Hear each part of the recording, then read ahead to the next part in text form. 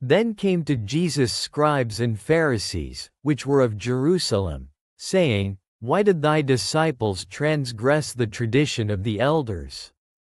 For they wash not their hands when they eat bread. But he answered and said unto them, Why do ye also transgress the commandment of God by your tradition? For God commanded, saying, Honor thy father and mother. And, He that curseth father or mother, let him die the death.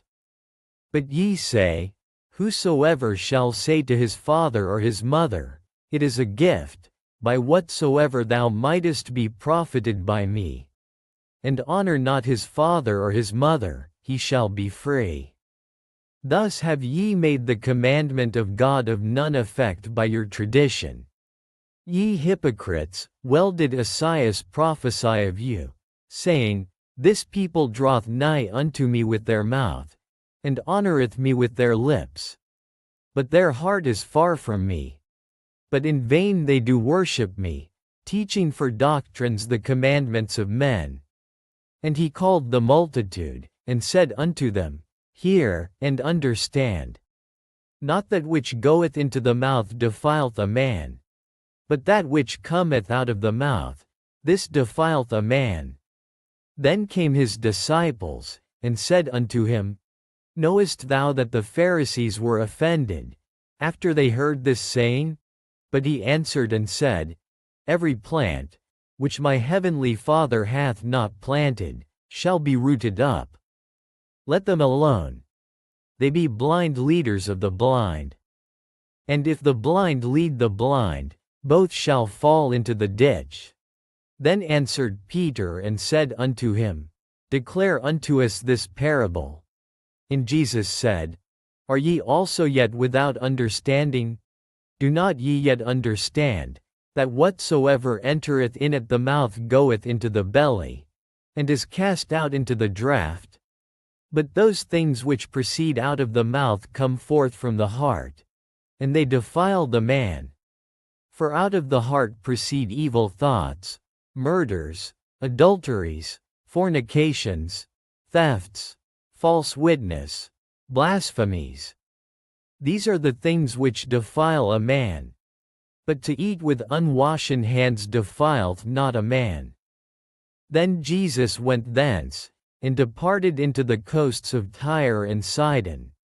And, behold, a woman of Canaan came out of the same coasts, and cried unto him, saying, Have mercy on me, O Lord, thou Son of David.